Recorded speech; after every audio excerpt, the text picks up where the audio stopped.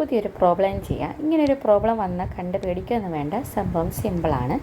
എങ്ങനെയാണത് ചെയ്യുക? അപ്പോൾ എ മൈനസ് ബീൻ്റെ വാല്യൂൻ്റെ സ്ക്വയർ പ്ലസ് ബി മൈനസ് സിൻ്റെ value square divide by A minus സിൻ്റെ വാല്യൂ ആണ് നമുക്ക് വേണ്ടത്. ഓക്കെ അല്ലേ? ഈ എ മൈനസ് ബീൻ്റെ വാല്യൂയും ബി മൈനസ് സിൻ്റെ വാല്യൂയും തന്നിട്ടുണ്ട്. ഏതൊക്കെയാണ്? ഓക്കെ, അപ്പോൾ എ മൈനസ് ബീൻ്റെ വാല്യൂ 2 ആണ്, ബി മൈനസ് സിൻ്റെ വാല്യൂ 2 ആണെന്നുള്ളത് ക്വസ്റ്റ്യനിൽ തന്നിട്ടുണ്ട്. ഓക്കെ അല്ലേ? ഇനി എ മൈനസ് സി കണ്ടുപിടിക്കണം. നമ്മൾ ഈ രണ്ട് ഇക്വേഷൻ അങ്ങോട്ട് ആഡ് ചെയ്താൽ മതി. ആഡ് ചെയ്യുമ്പോൾ എങ്ങനെ വരും? ആദ്യം നമുക്ക് ലെഫ്റ്റ് സൈഡ് ആഡ് ചെയ്യാം. എ മൈനസ് ബി പ്ലസ് ഇവിടെ ബ്രാക്കറ്റിൽ എന്തുണ്ട്? B minus C equal to right സൈഡിൽ 2 + 2 വരും. ഈ ബ്രാക്കറ്റ് അങ്ങനെ ഓപ്പൺ ചെയ്ത് കഴിഞ്ഞാൽ A minus B plus B പ്ലസും മൈനസും ചെയ്യുന്നാൽ minus C equal to 4. Okay അല്ലേ? ഇവിടെ മൈനസ് ബിയും പ്ലസ് ബിയും ക്യാൻസൽ ചെയ്തു. ദെൻ ബാക്കി എന്തേ ഉള്ളൂ? ഇവിടെ ഒരു എയും ഇവിടെ ഒരു മൈനസ് സിയും.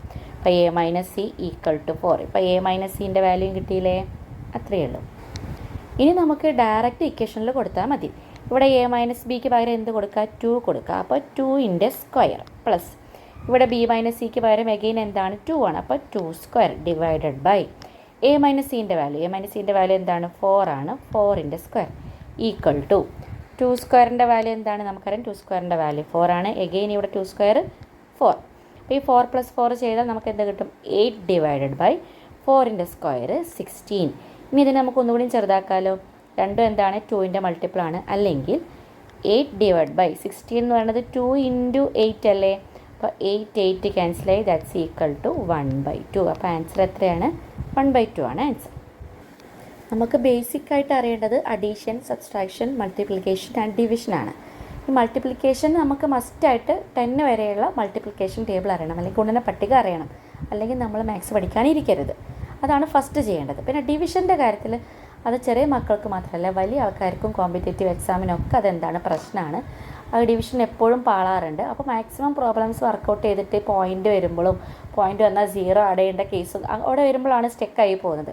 അപ്പോൾ അതും കൂടെ നോക്കിക്കഴിഞ്ഞാൽ അത് സെറ്റാവും. ഓക്കെ അല്ലേ? നമുക്ക് വഴി അതൊക്കെ പോകാം. ഇപ്പോൾ ചെറിയൊരു പ്രോബ്ലം, ഈ പ്രോബ്ലം കുറച്ചുകൂടി ഒരു ഹയർ ലെവൽ മാത്സ് ആണ്. എന്ന് വെച്ചാൽ ഇപ്പോൾ 8ാം ക്ലാസ്സും 10ാം ക്ലാസ്സും +1 +2 അങ്ങനെ പറ്റ ചെറിയ മക്കൾക്കുള്ളതല്ല എന്ന് അത്രേ ഉദ്ദേശിച്ചുള്ളൂ കേട്ടോ. നമ്മുടെ ഹൈസ്കൂൾ ലെവലിൽ പറ്റിയ ടോപ്പിക് തന്നെയാണ്. CBSE ആണെങ്കിലും സ്റ്റേറ്റിലാണെങ്കിലും PSC ആണെങ്കിലും എബോവ് നമ്മുടെ +1 +2 ഒക്കെ ലെവലിലാണെങ്കിലും ഈ ടൈപ്പ് ക്വസ്റ്റ്യൻസ് ചോദിക്കാറുണ്ട്. അപ്പോൾ സംഗതി സെറ്റല്ലേ? ബാക്കി നമുക്ക് വഴിയേ പോവാം.